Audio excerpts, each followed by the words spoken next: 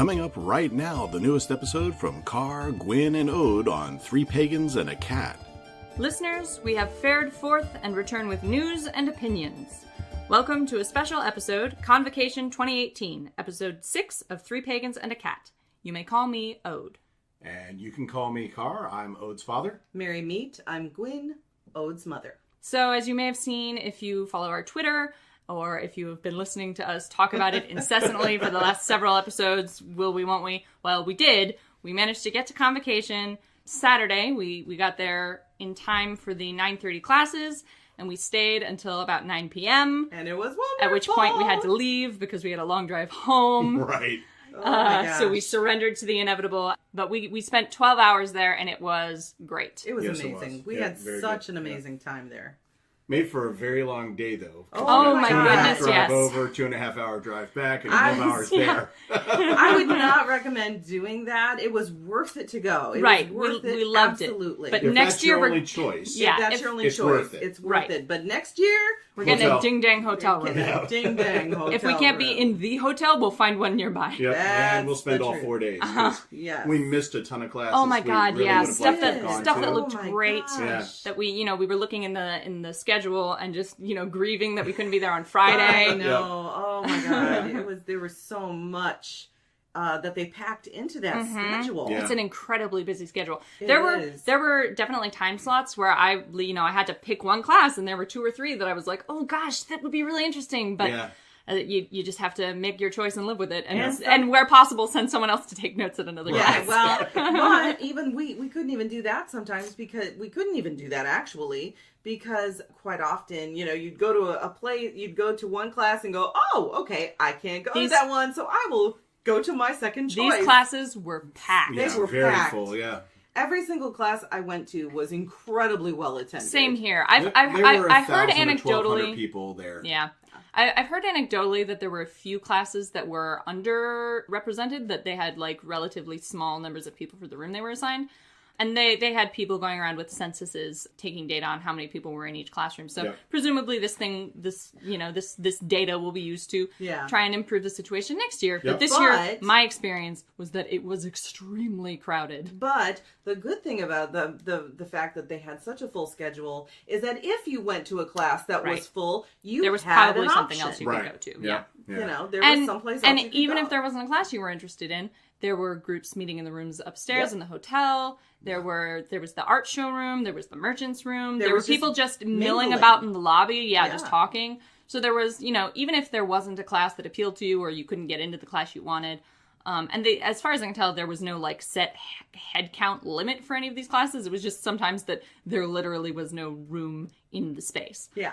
I'm sure any fire commissioner would have lost it. But there was a lot to do even if you couldn't get into the classes. Oh, yeah, absolutely. And there were activities for children. There were activities for adults from, multiple age groups. Yep. Skill levels as far as your path is concerned. Yeah, the classes all described sort of what skill level you should be at to attend and sort of what level of background information you were expected to have going in, which we found useful. Yes, yeah.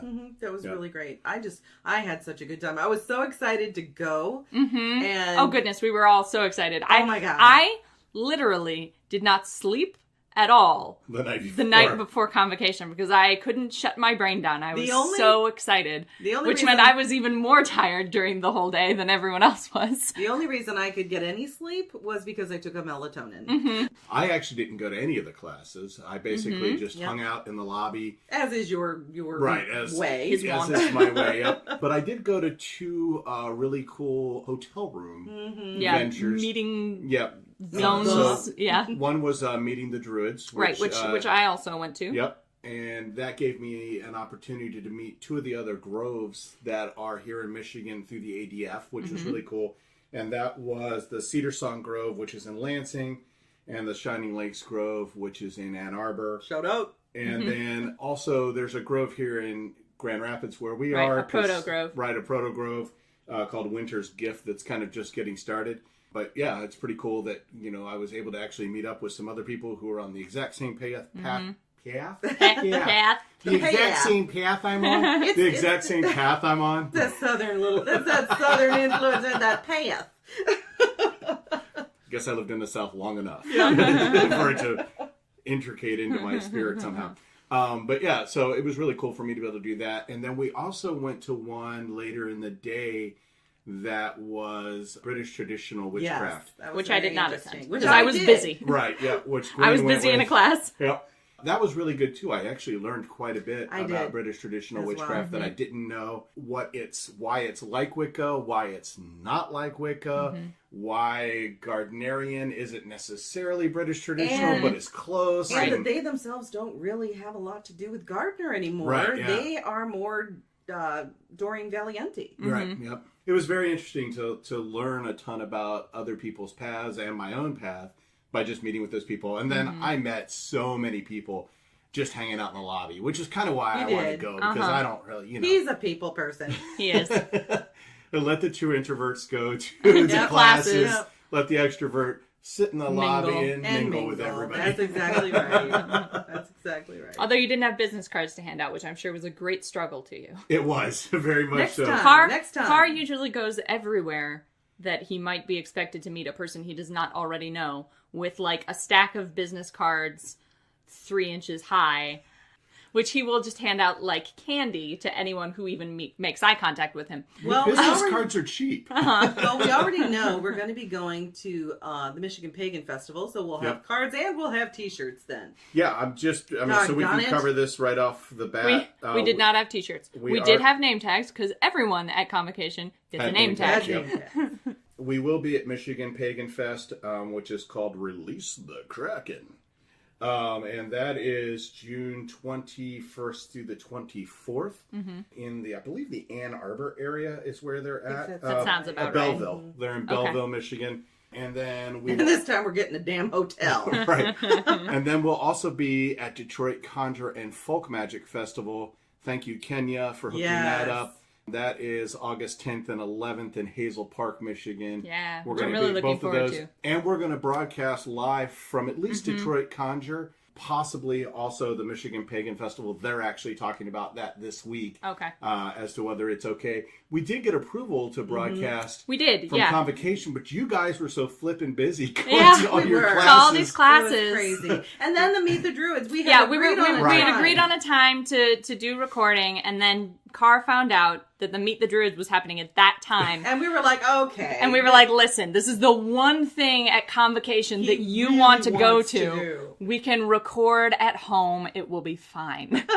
And then we actually took a whole other day because yesterday we were literally so exhausted. It was like jet lag. Yeah. I mean, It was. We just, our son went We didn't with us cross as the time well, zone, and but we man. were all four of us just dead. Yeah. Yesterday, nothing was accomplished. Except I wrote a blog post, and it took me all day. I made some dinner, but that's about it. Right. And by the way, you ought to go read the blog post that O did. Which is very not about good. Convocation. No. But it's about some stuff we talked about on the ride home. Mm-hmm. Explain it real quick so that people can get an idea. It's called Ode to Breathing. It's the most recent blog as of right now, February 26, 2018. And it's about my relationship with heathenry, syncretism, worship, and devotion. And it's very, very much worth the read. Yep. Now, with that said, let's talk more about what we actually Yes. did. In Okay, Convocation. so first things first, very, very, very beginning. I want to thank whoever is involved in making these decisions at Convocation because during the sign-up process, which was we weren't pre-registered, and registration didn't open until 9. I'm used to having to choose a pronoun that is not the right pronoun for me. It's a pronoun that I'll accept because I accept all pronouns just sort of ambivalently. But I prefer, just sort of generally, a gender-neutral pronoun. And there's usually not an option for that. And I just have to pick one and go with it. At Convocation, during the registration, when you choose your prefix, Mr., Miss, Doctor, etc., there was an option for MX, which is the gender-neutral prefix. And that was great for me. That was really affirming and comfortable for me. So I wanted to thank whoever it was involved in Convocation who was involved in making that option available. That was very meaningful to me. Part of this is things we think they might be able to do better. Mm-hmm. If your first thing is at 9 o'clock, yeah, you need your registration to be earlier than that. Needs to be earlier. Because technically the opening event was the morning devotion, and we could have gone to that because we were there before 9. We got there at about 8:30. Right. But registration didn't open until 9, so we had to just sort of wait around, and then weren't finished with registration until 9:20. And I'm sure part of that is because they were anticipating, people pre-registering and all this kind of stuff, but not everybody can do that. We didn't know for sure, guaranteed, that we were able to go until the very last minute. Right. And by that time, pre-registration on the web was closed. Yeah. Right. Yeah. So I think one thing I would suggest is leaving registration open on the internet for a longer period of time. Right. For those people like us who have to wait until last minute to say, yes, I can go to one day. Just raise the price. Right. Exactly. To the normal price. Exactly. You don't have to leave the price reduced for registration at that close period, but if you're not willing to open registration early at the door, you do need to give people some other option for registration. Right. Yeah, because I that think that lets them get that sorted out ahead of time. Yeah, because I think I would have enjoyed going to the devotional. It could have been very meaningful. Yeah, because we had to register, and then we had some problems with PayPal, and so we had to register again. Right. Yeah. That's pay with cash. PayPal. Yeah. But normal with our son too. Right. Yeah. But it slowed us down even further. He has a really bad relationship with PayPal. And yes, with anything electronic, a chip in it. Yeah. Mm-hmm. That's one of our biggest complaints was that. Was just that we got there early and we had to just sort of wait around and acknowledge that we weren't going to be able to do this sort of opening event. And that said, that being one of our bigger complaints, it's a very minor complaint. Yeah, exactly. It's that the classes were so ding dang crowded. But other than that, I really didn't have any major complaints. Right. No, my brother attended one class that he didn't love. Right. But I enjoyed my classes. There was one that I felt was a little bit dry. Right. But it wasn't bad. It was just unremarkable by comparison, probably to the excellent classes I had already attended. Yeah. Yeah. Agreed. So if we want to talk about the classes we went to. Carr can't contribute tremendously to that. And not pay attention. Seeing as he only went to Meet the Druids, which was not a class, but a meet and greet. Yep. Gwyn, you wanna talk about your classes? Yes, absolutely. I started the day with going to cursing and counter cursing, which was taught by Reverend Melissa Hill, who's an ADF member, an ADF priest. She is with the Cedar Song Grove. According to her bio, it says she is an active participant in building her local pagan community, a blogger, a spiritual artist, and ceremonial designer. She was fantastic. She really was. She was personable. I guess if I'm remembering correctly, she said this was the first time she's actually taught this particular workshop. So for it being her first time, I thought it was very good, very engaging. She gave us a lot of great history about cursing. Mm-hmm. She gave us a lot of really good things to think about as far as the ethics of cursing and counter cursing. We got some really interesting discussion going in with the class. Mm-hmm. And she also showed us her go bag of what she takes because she goes to people's homes to assist people who feel they are being, having malevolently influenced. Yeah, being malevolently influenced or have been cursed. Mm-hmm. And she helps do break curses and does counter cursing. Uncross. And uncross, exactly. Awesome. So I thought that was a great start for the day for me. I really enjoyed it. And then I believe the next class that I went to actually was the puppet making class. Right. That was presented by one of the guests of honor that were at Convocation this year. The Dragon Ritual Drummers were presenting that. The gentleman who was leading this, he gave us a lot of history. He lives in New Orleans, so he gave us a lot of history about voodoo, about hoodoo, about puppets and voodoo dolls and what they're actually for and how misconceptions. How much there is a misconception about them. And then he talked to us about the legend of the voodoo doll that we were going to make, and that was Uncle Monday. And it was fascinating. It was a really interesting class. Which is an alligator puppet, right? Yeah, well... An alligator based... He is a spirit of a black Seminole warrior who was a hero of his people during the Indian Wars.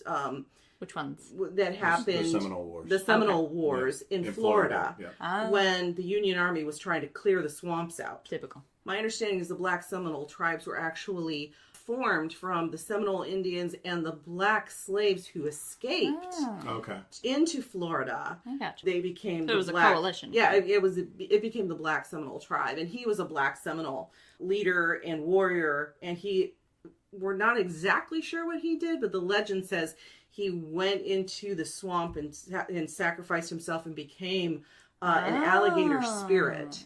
And that he then now protects those lands and his people as an alligator spirit. And so when you create That's really compelling. It is. And when you create this puppet of Uncle Monday, he protects your home because he is a protective spirit. Now, unfortunately, I was not able to make the puppet because the class was so popular. They had enough material for 50 people, and Gwyn was 51. No, actually, there were 56 extra. There were 56 there, six people extra. And a few people had already left.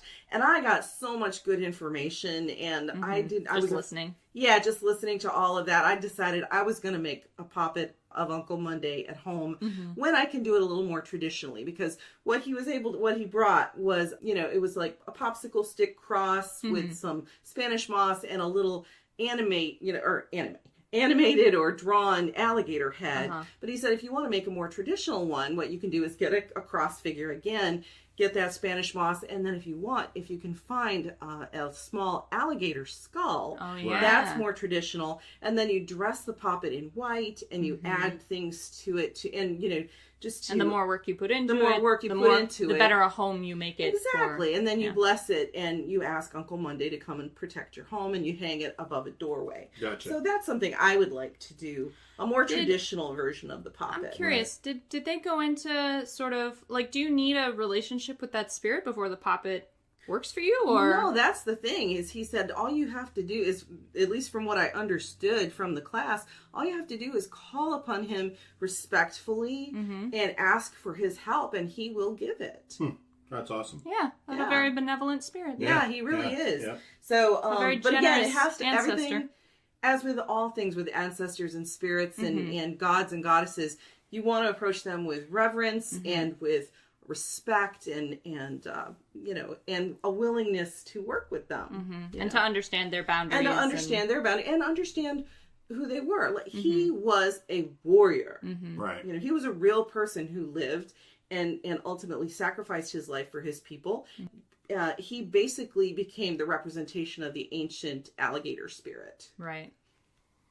And then rather than coming and hanging out with me, didn't you go to another class? I did. And here was another situation. This is the situation where I was going to go to a class on how to make infused essential oils. Oh, yeah. Because I work a lot with essential oils.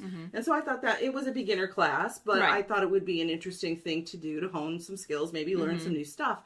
Well, I walked toward that door. It was standing room only with people starting to flow out the door. And I thought, okay, that's not going to work. Right. So I peeked, and right next door, literally right next door, was a class called, and I have it right here in the little book, Dance to Free the Mind and Spirit. And it was a belly dance class with the concept of teaching basic movements of belly dance to be used in a ritual setting. And the class focuses on how ritual dance helps to free the mind and explore the spirit by using the four elements. And so this dance, every single move was representative of earth, air, fire, water, or spirit. And it's worth mentioning that Gwyn used to be a belly dancer. Well, I took belly dance classes. Yeah, but you put on a few performances. But it was with other students. It was a student performance.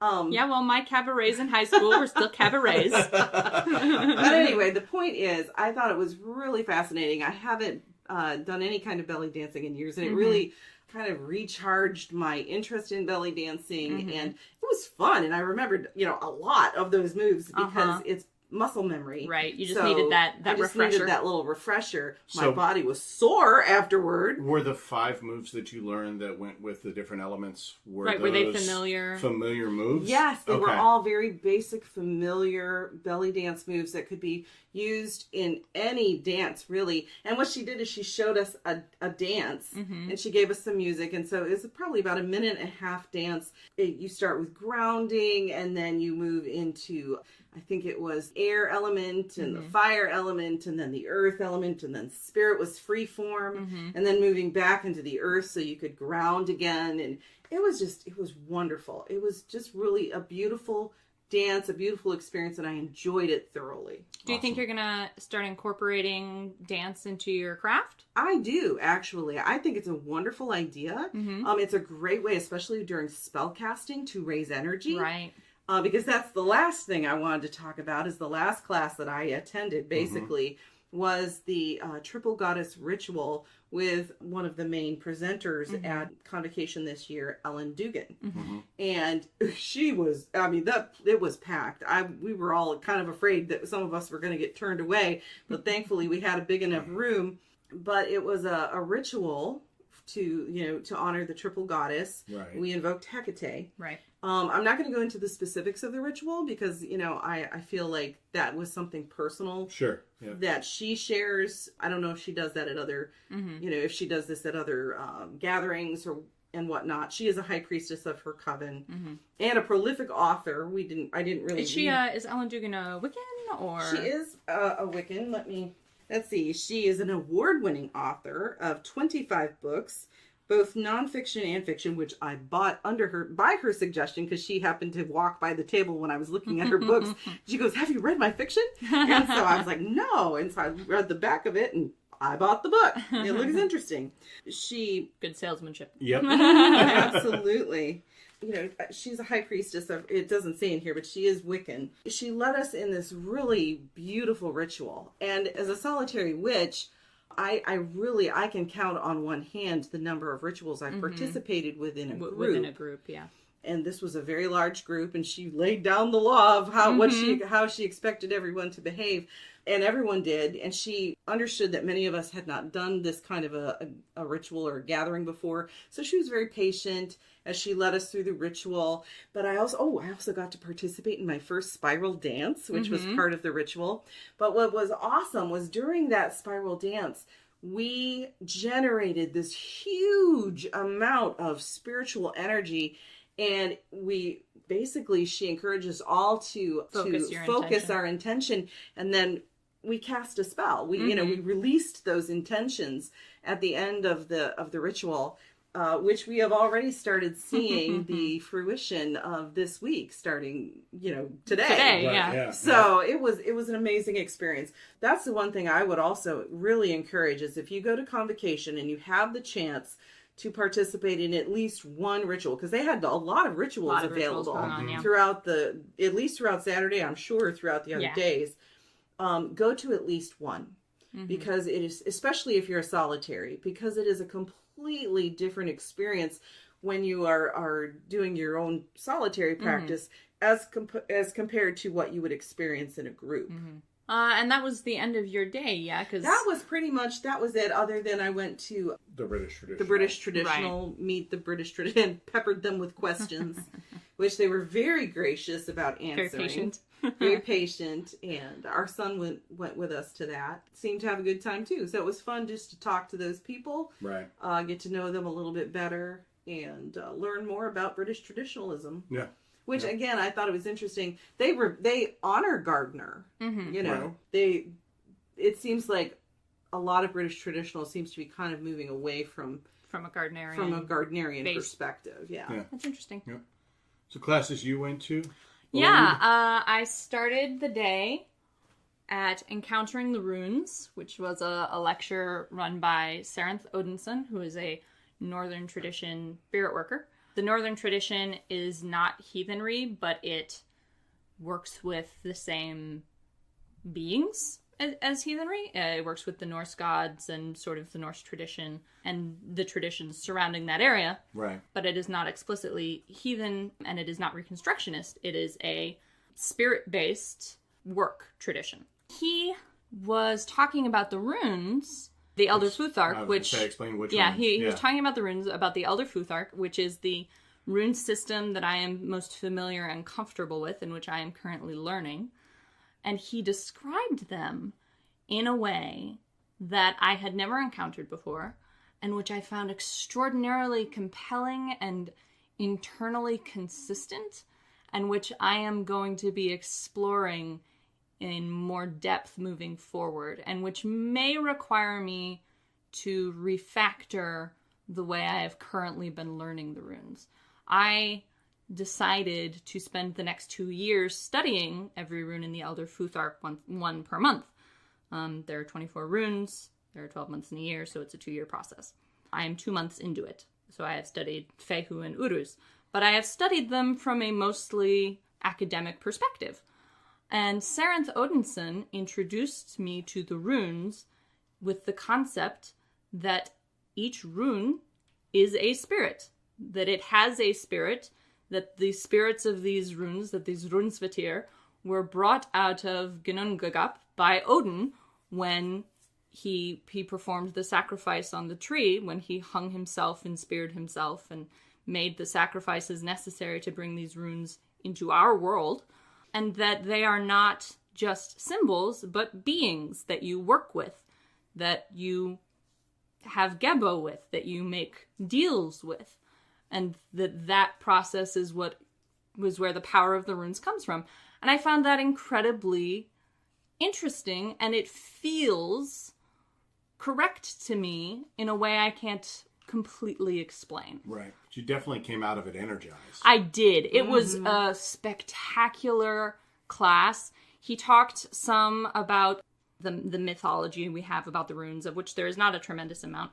Most of the rune poems that we have are actually about the Anglo-Saxon Futhork, but the Anglo-Saxon Futhork includes the runes of the Elder Futhark under slightly different names. Right. And variant traditions. The rune poems have some utility, but are not perfectly aligned to the Elder Futhark. And so we talked about that. We talked about some different translations, and he guided us to the Larrington translation, which is nice because previously I had been using the Bellows translation, which is much flowerier. Okay. Of the Poetic Edda. And he demonstrated Galdri for us, which is speaking, intoning, literally croaking the rune, the name of the rune, to invoke its spirit. And he demonstrated that for us, and that was very interesting. He demonstrated it in 2 ways. A high song-like tone, sort of derived from ceremonial magic, and a lower, more guttural tone derived from the literal word galdr, which is to croak or caw. Okay. And so that was very interesting. And he talked about the runes in a way that felt new and compelling to me. It's going to force me to rethink how I'm approaching my study. Because here's the thing. I had already been approaching the runes as very powerful things. Right. That I needed to pay for. Mm-hmm. That I could not use frivolously. Mm-hmm. Right. That's why I got involved in sigils initially. Was because sigils are something I create. They have only the power I put in them. Runes are something else. They have power already. Right. I have to bargain for that power. And a lot of people tend to treat runes a little cavalierly, wouldn't you say? Some people do, yeah. Especially people who don't really understand runes. Right. And I would include myself in that. And I'm not going to condemn those people because maybe for those people the runes mean something different. But for me, the runes are religiously important, and they feel like a very powerful and potent resource, which it would be unwise to foolishly use. Mm-hmm. So I don't use them for everyday purposes. And I've already had a practice of making a sacrifice and performing work to justify my use of a rune. Every time I've used a rune, I've previously, because the Elder Futhark is broken into 3 etir, which are sets of the runes. There are 24 of them, so 3 sets, 8 runes apiece, and they're usually attached. Each etir is usually attached to a god. So in the tradition I'm familiar with, those 8s are Freya, Heimdall, and Tyr. So having not been exposed to this idea previously of the runes as individual spirits, I was making sacrifices to the god of each 8 from which I used a rune. And that was fine. I think it was serving its purpose, but all things change, and so must I. And with the new information I have received from Odinson, which, like I said, feels internally consistent to me, feels coherent with my understanding of my devotion and my practice, I'm going to have to change the way I approach the runes. I'm going to have to change the way I study the runes. I'm going to have to change the way I'm approaching this 2-year path, and it will become less academic and more ritual, I think, more personal. That's very cool. Yeah. That's very cool. So it was I guess it was a formative experience that I had at Convocation that I probably would not have ever gotten to without going to Convocation. Right. And it was tremendously meaningful to me, and I am tremendously grateful to Mr. Odinson for being willing to share this information and this experience with everyone who was there. Yeah. It was wonderful. And I think that's why it's important to encourage people, especially solitaries, like we all myself. Individually are, Right, yeah. even though we're our own little family coven, sort of, when we do, the rituals for holidays, we all still are solitary practitioners. And so I think it's so important to have these outlets to go to experience the pagan community, to learn something you might not have learned on your own. Exactly, because you can't... It's extremely difficult to find information that you don't know you don't know. Exactly. Right. Yep. That's why teachers are important, because self-study can only take you so far before you run out of questions to ask. Right. Not because there are no more questions to answer, but just because you don't know what the next question is. Right. And that's why it's also important when you go to things like Convocation or in a few months, Michigan Pagan Fest or Conjure Fest. Conjure, Yep. You got to be willing to step a little bit out of your comfort zone and go to classes you don't think will be relevant. Think will be relevant. Or don't go to classes. Or like don't I go did. to classes or at all. don't. Or don't. But be a that social said- butterfly.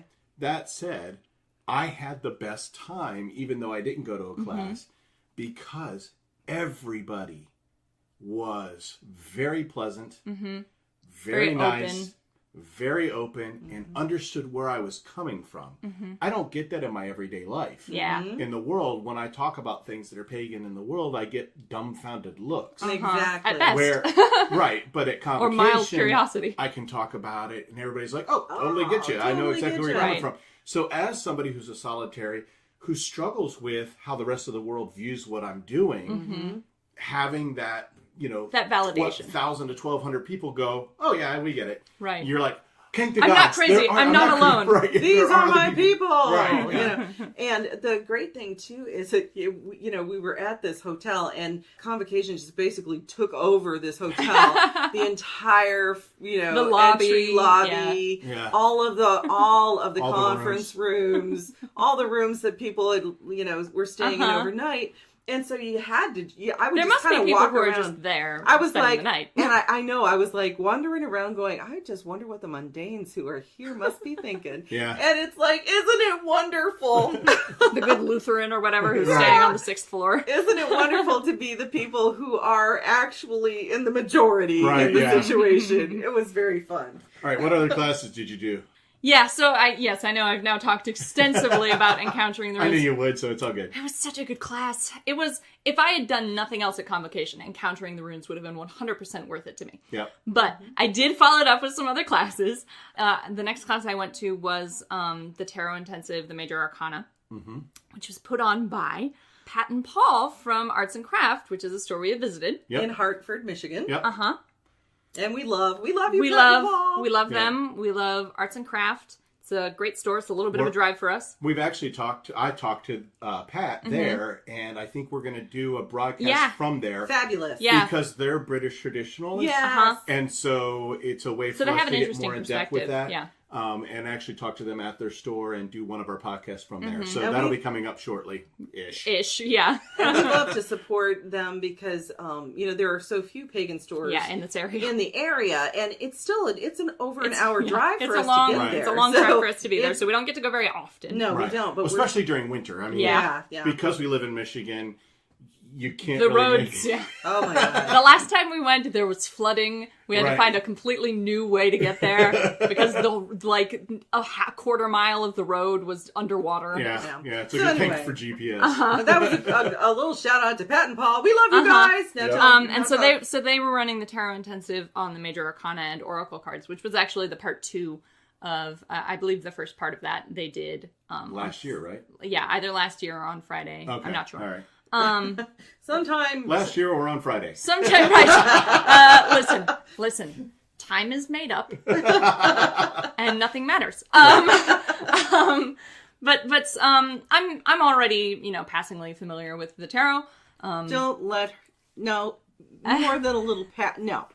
You are more than a little passingly familiar. This child knows how to read tarot. I got a tarot deck called the Intuitive Tarot when I was a teenager. And although I have lost the book many years ago, I still read it based solely on what the cards look like. Very skilled. And the feelings I have associated with those cards. Yes. You're very skilled at reading. So I didn't feel too bad about missing the first half of the class, which was about the suits of the Minor Arcana. But I wanted to go to this Major Arcana session and see if there was any new information there. And it was fine. It was a PowerPoint presentation. I grew up on PowerPoint presentations, so I am extraordinarily critical of them. This one was about what I expected from someone who did not grow up making PowerPoint presentations, probably. Yep. You said, I think in the car said that possibly if they could have, if Pat, I think was the one leading the class, she said if she could have actually done a spell. Yeah, it would have been nice. Let me talk first about what they did. What Pat did was she had a PowerPoint presentation, and she had a page for each card in the Major Arcana, and she just sort of went through what their meanings were. And each one she talked a little bit about what. Apparently, each card in the Major Arcana has a specific long symbolic name attached to it by the Golden Order of. By the Hermetic Order of the Golden Dawn. There we go. So she mentioned those briefly. She didn't get into them in tremendous detail, but Paul did mention that they're going to be putting together a class probably next year about the Hermetic Order of the Golden Dawn, and it's that would be interesting. Yeah, and it's at Convocation. Yeah, and awesome. It's influence. Well, I'll know what class I'll be going to. Yeah, so I don't think that's confirmed yet, but Paul has mentioned that he was trying to put that together. So that would be great. So that should be interesting, and yeah, if they do get that together next year, I'd be very interested in going to that. Yep. Aside from that, she just sort of talked about the general connections of each card. Sure. I mean, it was fine, but it was also information I could have gotten anywhere. What was more interesting was when she got to the end of the Major Arcana, and she started talking about Oracle decks and using them in conjunction with tarot decks, where if you have an unclear tarot reading, you pull a single card out of an Oracle deck that has a corresponding feeling to the deck you're using, and use it as a clarifying agent, which was a premise I had never encountered before and which seemed interesting to me. Mm-hmm. She talked about that in some detail. She talked about using non-rider weight decks, which she doesn't seem to approve of. She would not like my tarot No, she would not. Then. She would not like it at all. She thinks they're bad for beginners. Well, fair. That was more interesting to me. And what we talked about in the car was that it would have been nice if there had been some way for her to do sample spreads, to do actual tarot readings, maybe just very general ones. Mm-hmm. Well, and explain and how talk you said through that could be done. and you can do it with a projector. Yeah, they do it in schools all the time. Yeah, so they had a projector there that they had the PowerPoint hooked up to. Yeah. So at that point, all you need is a webcam. Yeah. Hook it up to your computer, send it to the projector, and you can do an overview shot. Right. Yeah, an overhead shot of the hands. So like a practical portion would have been helpful. I think especially for someone like myself who's already tarot intensive to me feels like I guess I was just expecting something more advanced. Right. And what I got was, a brief overview of every card, and that was fine. And maybe it was more useful for someone who is less familiar with, with the deck. But I was expecting something more about maybe the process of reading. Then that maybe would have been more interesting to me. And I definitely would have liked to see Pat perform even a fake reading and talk about how she would have interpreted these cards. You know? Yeah. That would have been interesting to me and would have been a sort of a nice cap to that session.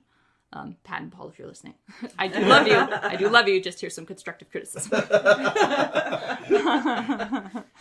But so I went to that class, and it was, like I said, it was fine. I think part of it was that I had my world moved by the Encountering the Runes class just prior to that.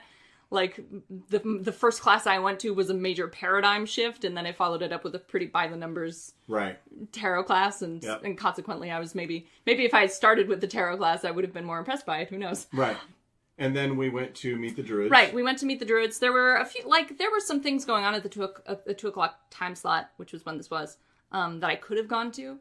But I thought it was when I was belly dancing. Yeah, but I thought it was more interesting, even though I'm not a member of the ADF, to accompany Carr to that meeting and sort of see what his people do. And your brother, yeah, my brother went with us. Yep.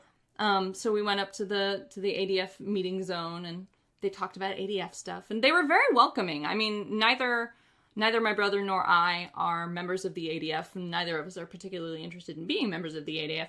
But, and we made that clear, but they were very welcoming to us, and that we didn't feel excluded at all. They involved us in the conversation. I talked for, briefly with one of the druids? Mm-hmm.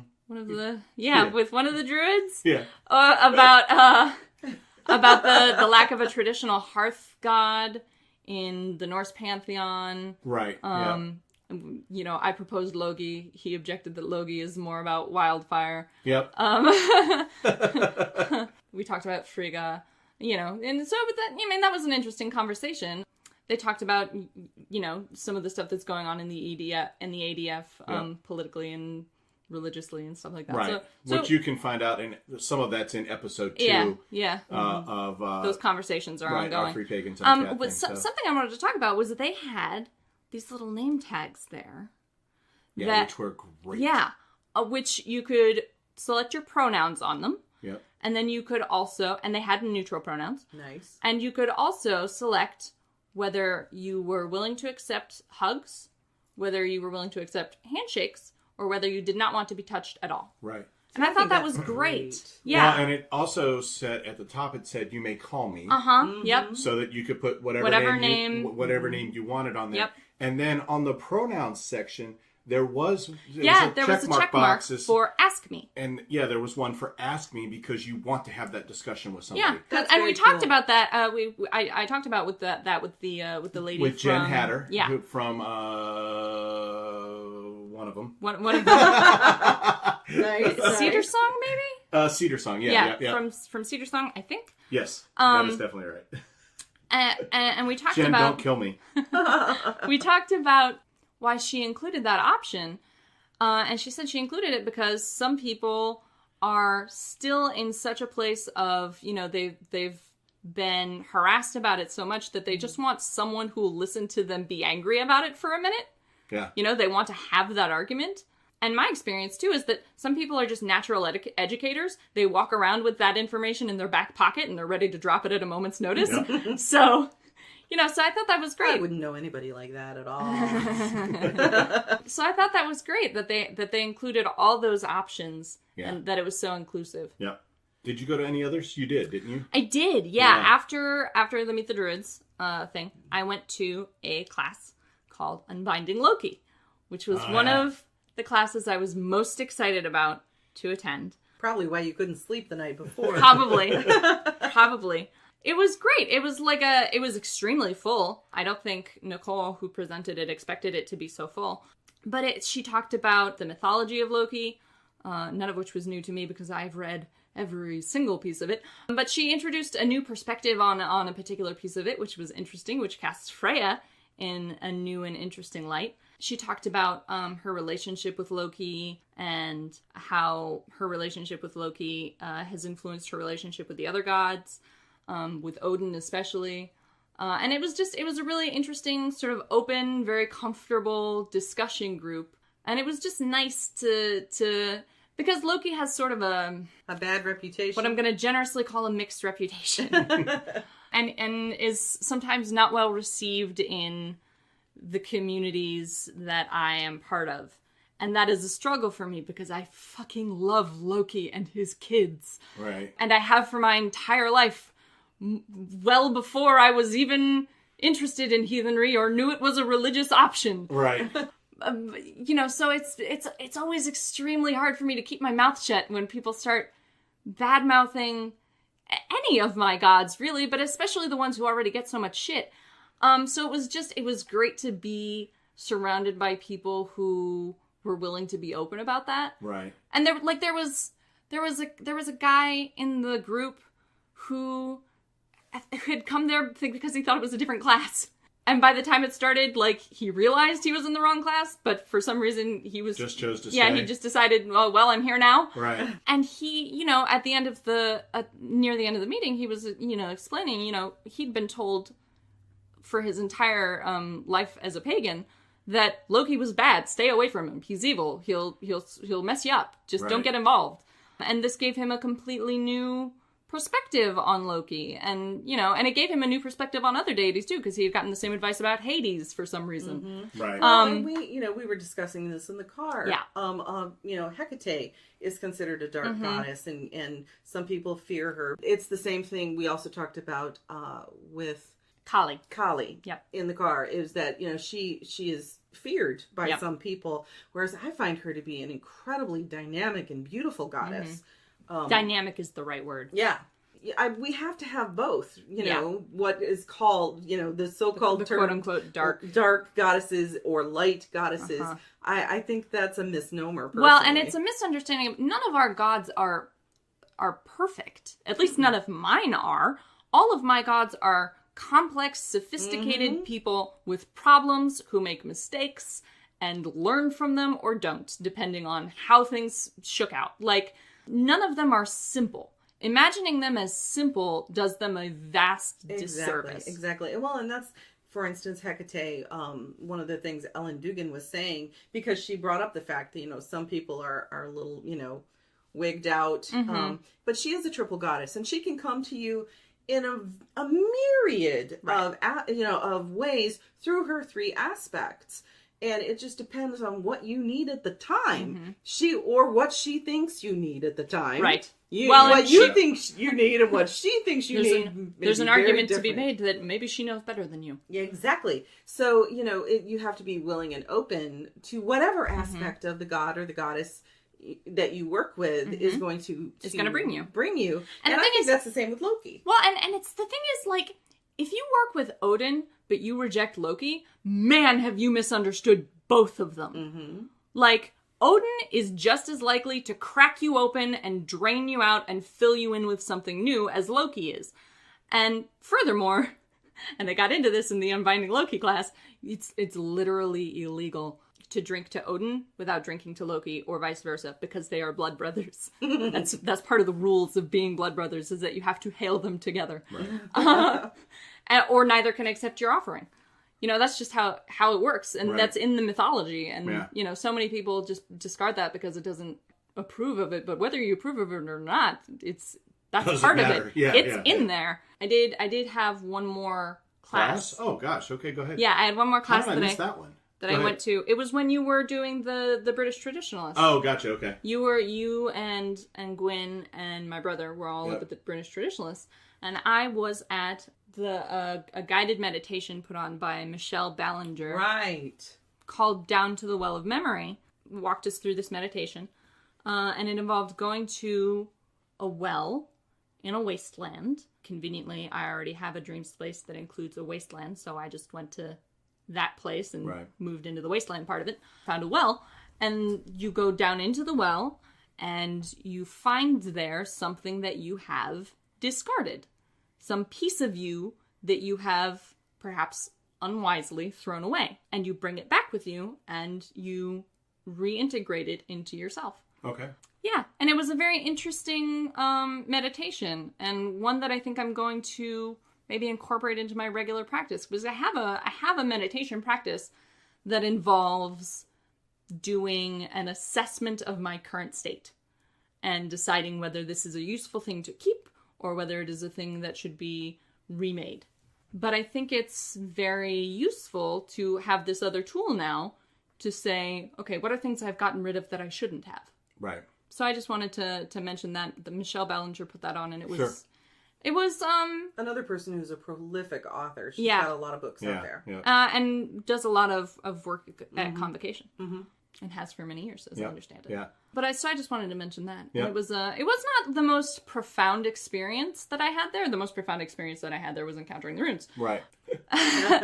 Really? I would not have known that. No, shocker. But it was nice. I think for some people who maybe are less comfortable dealing with that aspect of themselves, dealing with the things they have thrown away, it might have been more powerful because I do that kind of work on myself continually. Maybe it was just more, everyday sort of conventional material to me. But it was interesting, and I think for some people it could have been extremely useful. Very cool. I also did want to mention that our son and Ode's brother... Oh, yep.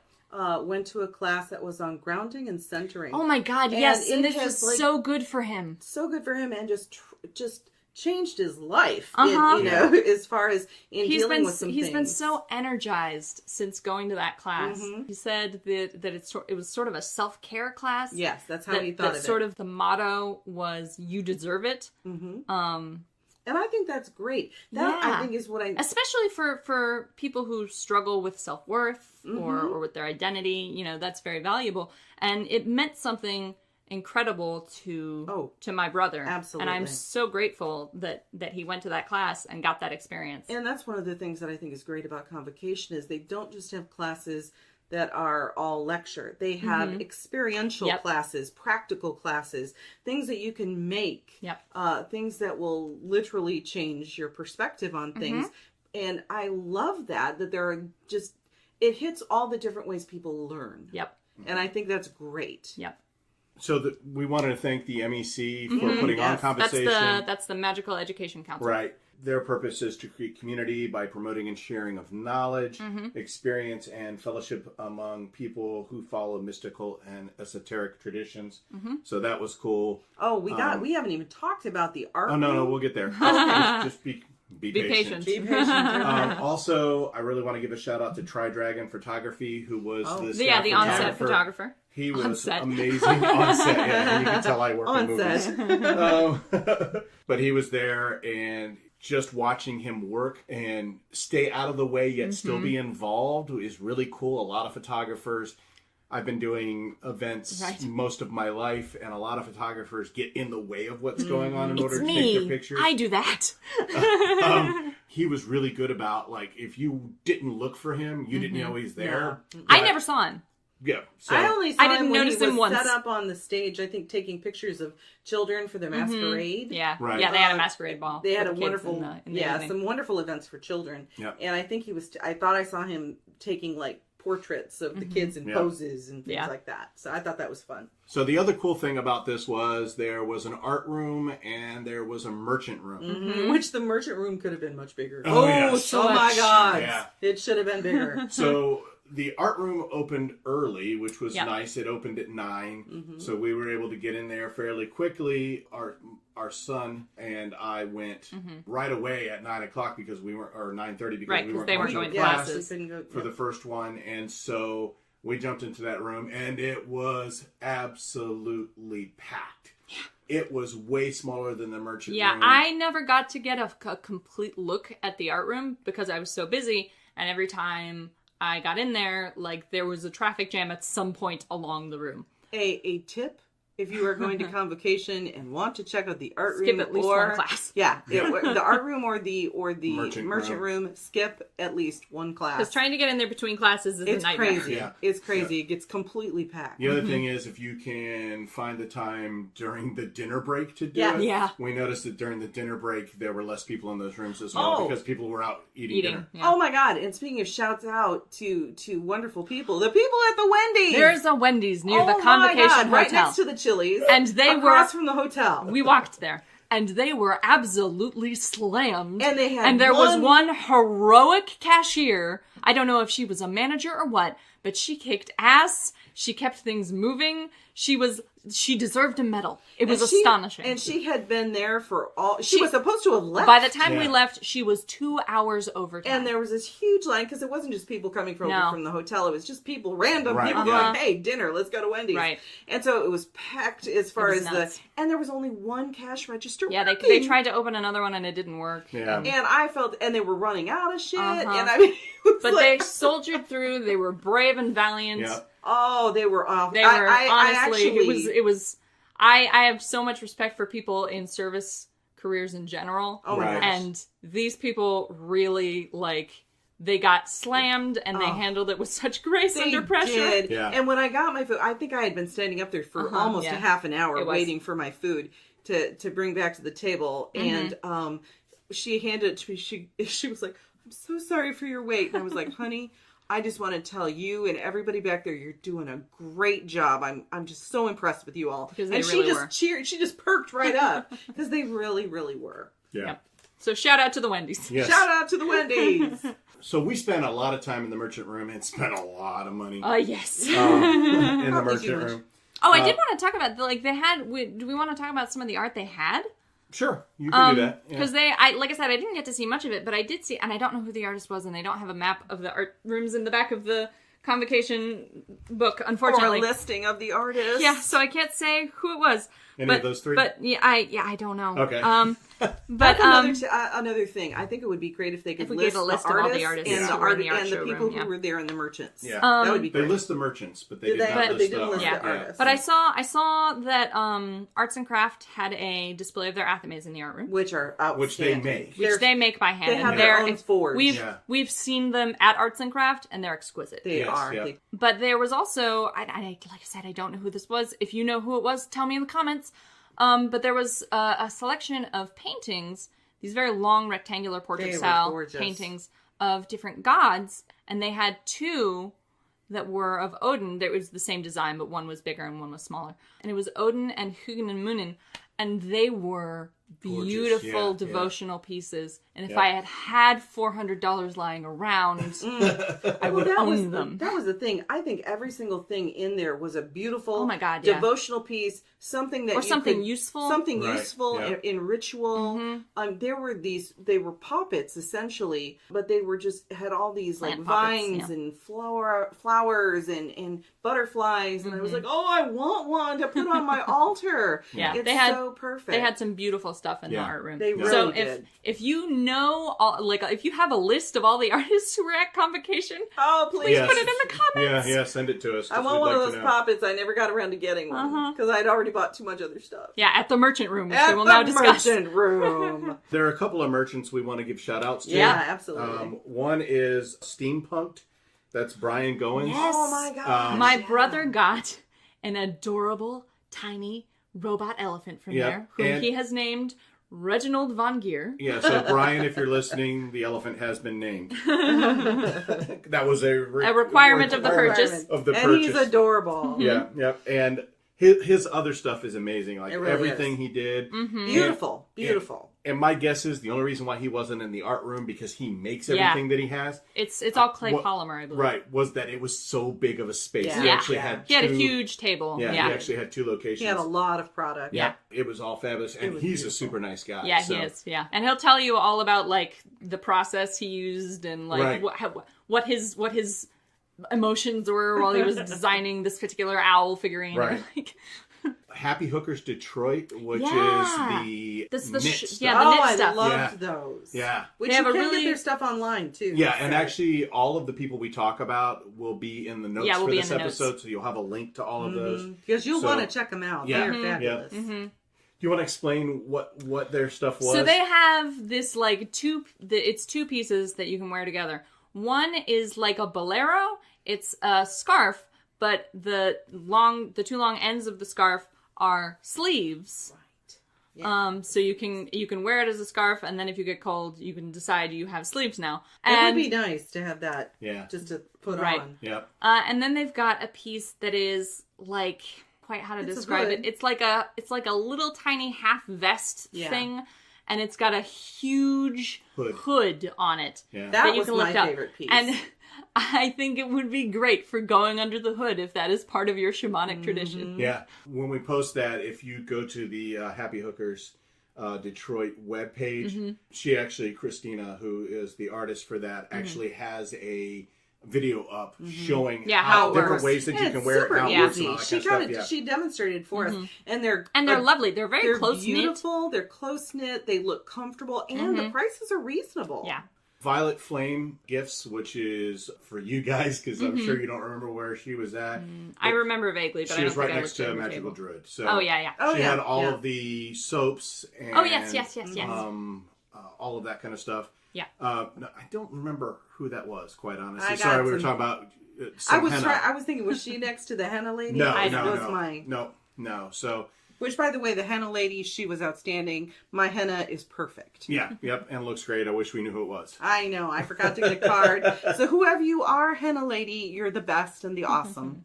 Morgana Grimm from Poking Dead Things. Oh God, they have great stuff there. So, I bought my crystal pendant from her. Yep, you bought a crystal pendant. Our son bought some quills. Yeah, some porcupine quills. She had an alligator skull, but it was too big. Right. Because then it would not have gone over the door. No. Right.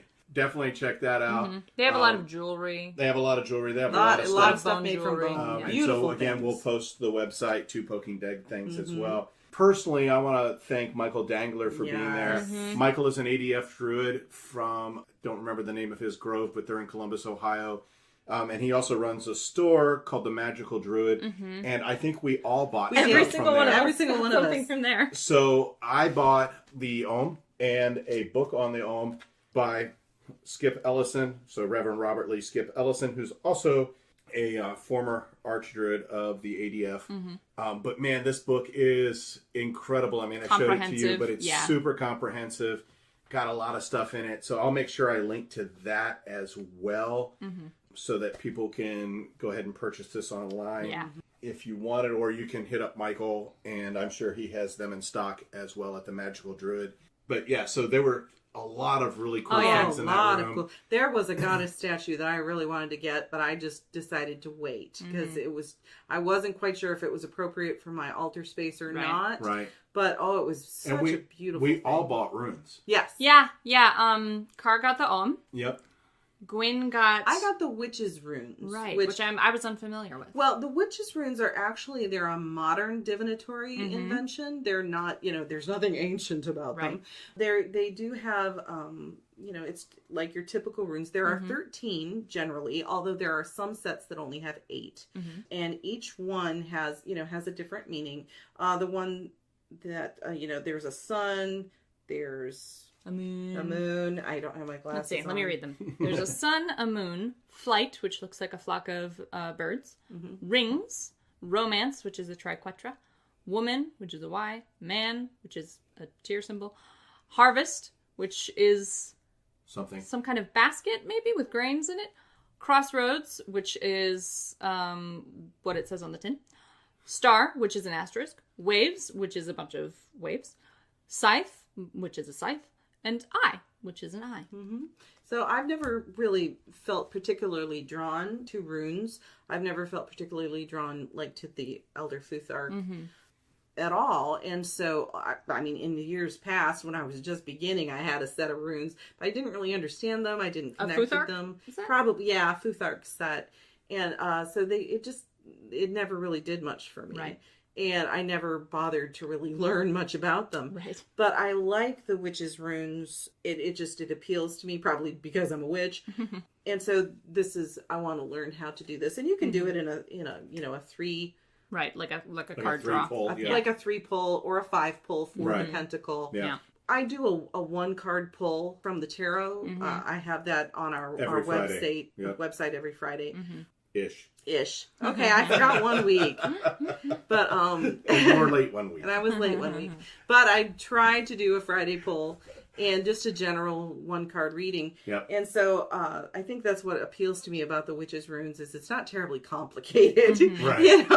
And it's more and once you learn what each symbol means, it becomes more intuitive. Right. So that appeals to me as a psychic medium, I guess. Right. Yeah. And another tool. Yeah, another tool for that. And then you bought Yeah, I bought, or actually my brother bought for me, Right. a set of Elder Futhark runes on pine. They're completely handmade. Each one was cut and sanded by hand. Well, these I believe were made Yeah, by yeah, him they as were well. all actually made by him. Everything he was made by him. And so I got those. I had debated with myself for a long time whether I wanted to get runes before my 2-year study is done, or whether I needed to make my own from scratch, which is a thing I don't know how to do, so that would be a whole additional study process I would have to go through.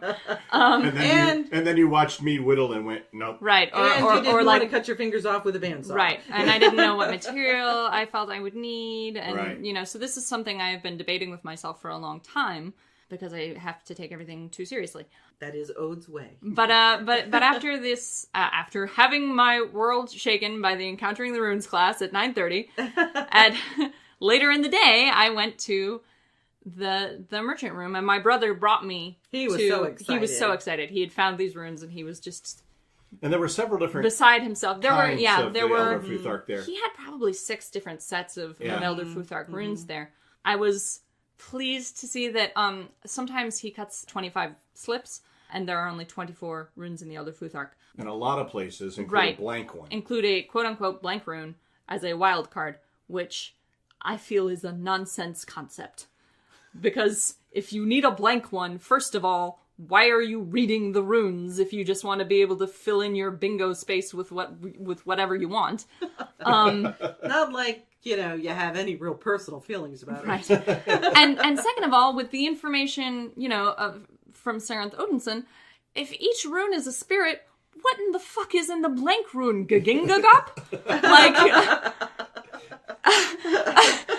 The void? So what? I would like not to receive that in a reading, please. So what he does is he includes another symbol in the blank rune, and it can be just sort of a token. So he had one that had a Valknut, he had one that was the Helm of Awe, and so that was an interesting idea to sort of make peace with the fact that sometimes you're going to cut 25 slips, and if you do you just throw that one away? But regardless, he never uses a blank rune. The set of runes I got it's 24 Elder Futhark runes and nothing else. And I don't know, I touched and played with and examined each one, and this was the one that called to you. Yeah, that appealed to me the most. They're a little larger than I expected to want my runes to be. They feel right for some reason. Yeah, honestly, I was surprised by that too, because Ode likes tiny things. The smaller, the better. That's tiny true. Cups, tiny spoons. But these did seem to fit you. They suited you. So my brother got them for me. Like I said, I'm reassessing how I'm going to be approaching the runes. I might need to start over again from Fehu and do it the right way. But I decided to get these because I wanted to have a home for the spirits that I'm speaking to be able to say, I have made this place for you. Yeah. Here's the place for you where this place will always be for you, and it will be sacred to you. Right. And I wanted to have something that I could do that to start that work. So that was why I decided to get these runes at the end of the day. Cool. And they're lovely. And then you also got a book. I did, yes. I also got I found $2.50 in my wallet that I didn't know I had. So I bought a wolf tooth that was $2.50 because I cannot leave a merchant room without something that was once alive and is no more. This is true. So now it's on my altar with my coyote claws. But I also got a book called Sigil Witchery by Laura Tempest Zakharov, who also ran a class, I think, during Convocation. Yep, she did. Although I did not attend it. On Sunday. Yeah. So it was after we had gone.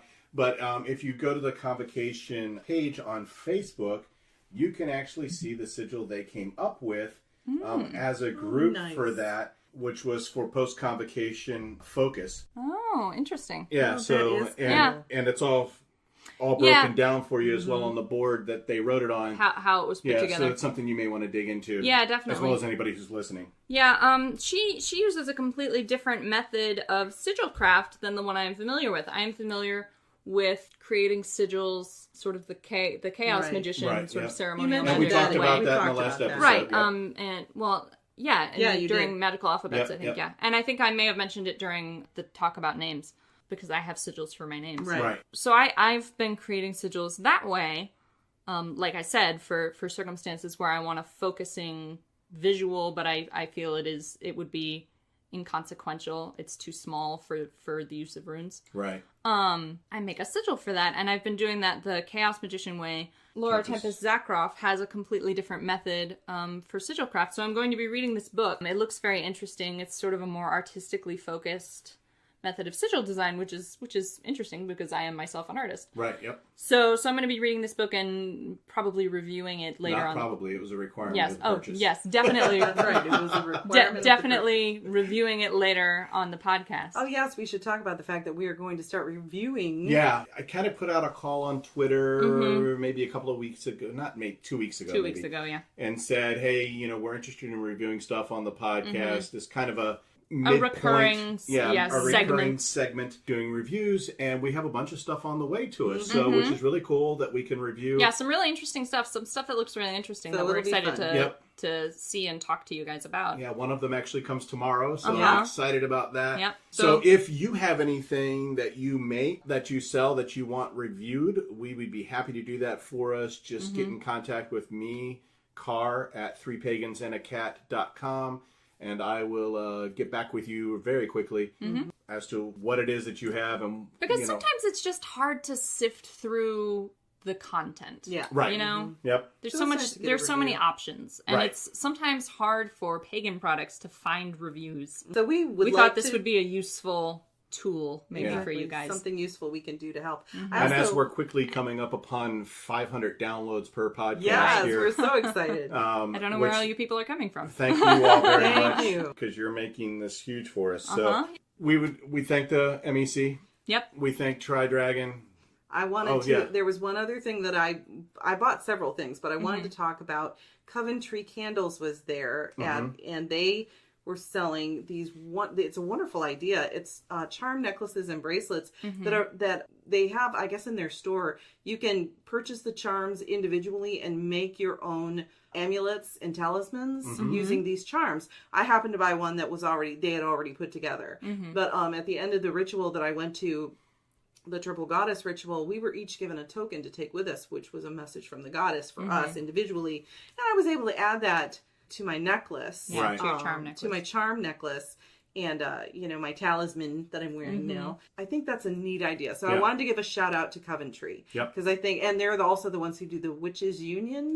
Witches Union passes, badges, kind of like Boy Scouts, Girl Scouts, that kind of thing. It's the Witches Union. We think that's awesome. And they had free spell cards too, which is right. fun. That was interesting. Yeah, if you order stuff from them, which I thought was kind of cool, like every month they put a different spell card in there of a spell ready for you to use. And so there's I guess multiple people now who are ordering once a month because they want just the to next get the next spell card. So anyway, I just wanted to give a shout out to them because I think they have I love their candles. I think they have really cool stuff, and I just think this idea of how to create a talisman, is a personalized talisman, either for you or to give to someone else as a gift. Right. I think that's a great idea, and I love the Witches Union. One of the other things that I wanted to talk about very briefly here at the end is Pagans in Need. Yes, they were great. They did a raffle. Any money given towards the raffle went to Pagans in Need. You could also drop off non-perishables at Convocation for Pagans in Need. So if you live in the state of Michigan, currently they're based in the Lansing area. They're also branching out to Detroit and GR. Right. And it's basically a food pantry for anybody. So just a shout out to Bill. Which is a very food pantry ethos. Yeah. Yes, it is. Shout out to Bill from Pagans in Need. Great job, dude. Yeah. We fully support everything you do. And as people who have relied on food pantries, yep, in the past, like it's great that this option exists, right? Where you don't have to sit through you don't have to sit through Sunday school before you can get your food, right? Yep. Because everybody has a hard time from now and again, it's nothing to be ashamed of if you have to get a little bit of assistance. Yep. And I think it's wonderful that this organization is out there to help pagans, because you cannot it feels really awkward if you go to a pantry and, and you have to make some kind of vow or listen to some kind of sermon. Which not all of them do that, but some of them do, and it's always rough. So exactly. Yep. It's nice to have a resource that's by and for us. Yep. So 3 things that we're going to be going to in this next year that you all can catch us at. would be Michigan Pagan Festivals Release the Kraken. June 21st through 24th, 2018. That's in Belleville, Michigan. Yep. Right. Which I believe is the Ann Arbor area. Right. Ish. And so you can check us out there. The Detroit Conjure and Folk Magic Festival. Again, big shout out to Kenya, who I sat down and had a really good conversation with. And I had a great conversation with, too. Yep. That is in Hazel Park. That is August 10th through the 11th of this year. Thank you to Gordon, Ireland, because the Michigan Witches Ball we will be going to as well. That is October 20th. And that is in Warren, Michigan. And we are so excited. We are super stoked about it. I'm excited about all of these events. Yes, actually, we're thrilled. Now we just need to get something like this on our side of the state. Right, gosh. So that we don't have to travel so far. Right. All of these are like Detroit-based things, so it's 2 hours, 2.5 hours to get to each of them, but that's okay. Yep. We're willing to make the sacrifice to go to that. But we'd love to be able to do something like that here, so if somebody's like, hey, you know, I'm planning. I'm West Michigan-based too. How about hooking us up? We'll also be at the Pride Day here. Yeah. Yep. Grand Rapids Pride. Yep. Which I think is in September. September, I believe, yes. And we'll need to Grand Rapids Pagan Pride. Yeah, Pagan Pride. Maybe we'll probably also be at Gay Pride. We'll be at Gay Pride too. Yes, we absolutely will. So that's it from Three Pagans and a Cat in our special episode on Convocation 2018. I didn't think we'd be able to talk for an hour about it, and we're almost to an hour and a half. Goddamn, didn't we? Oh, could we talk? It was just such a wonderful time. It was. We had great a experience. great time. We just encourage anybody, if you have the chance to if you have even a passing interest in paganism or the occult or magic, go to one of these events, immerse yourself in the atmosphere for a day, and if you're still interested at the end of that, congratulations, you found your place. Yeah, exactly. And you don't have to come to Convocation because it's in Michigan, although it does pull from the Midwest. Right. There is stuff all over. Which we're hoping to go to some of that stuff eventually, some of the more distant stuff. Yeah. But they're all over the United States. Yep. All kinds of cool things. There's probably something in your area. Yeah. Yes, most likely. Just do some research. I'm sure there's like a pagan festival's website. Yeah. So even if you start with a Pagan Pride Day, that's a way to get your feet wet.